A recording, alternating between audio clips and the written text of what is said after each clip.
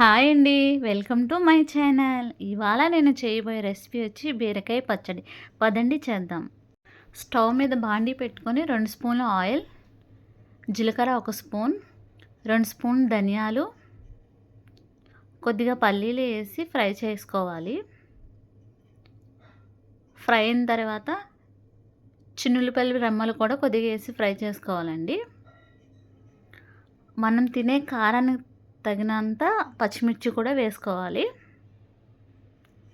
ఇలా పచ్చిమిర్చి వేగిన తర్వాత వీటన్నిటిని మిక్సీ జార్లో తీసుకొని కొద్దిగా మెత్తగా గ్రైండ్ చేసుకోవాలండి, పేస్ట్ లాగా.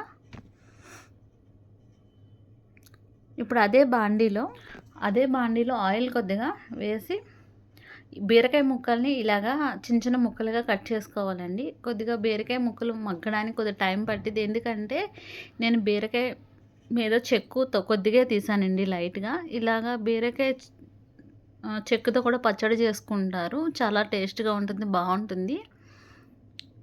కానీ బాగా ఈ బీరకాయ ముక్కల్ని ఎంత బాగా ఫ్రై చేసుకుంటే అంత టేస్ట్గా ఉంటుందండి పచ్చడి.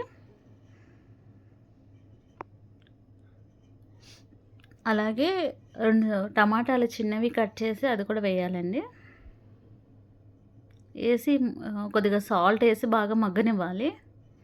కొద్దిగా చింతపండు కూడా వేసుకుంటున్నానండి. లాస్ట్లో కొత్తిమీర కూడా వేసి మొత్తాన్ని కొద్దిగా బాగా ఇలా మంచిగా ఫ్రై అయినాయి కదండి. ఇప్పుడు మనం ముందుగా రెడీ చేసుకున్న పేస్ట్ ఉంది కదండి, అందులో ఇవి కూడా వేసి ఇంకొకసారి మిక్సీ పట్టుకుందాం మెత్తగా పేస్ట్ లాగా. తాలింపు కోసం కొద్దిగా ఆయిల్, జీలకర్ర, ఆవాలు, పచ్చెనపప్పు, మినపప్పు వేసి కొద్దిగా ఫ్రై అవ్వాలండి. చిన్నుల్లిపాయలు కూడా కొద్దిగా వేసి ఫ్రై చేసుకోవాలి. ఎండుమిర్చి ఇది కూడా కొద్దిగా ఫ్రై అవ్వాలండి. కరివేపాకు కొద్దిగా.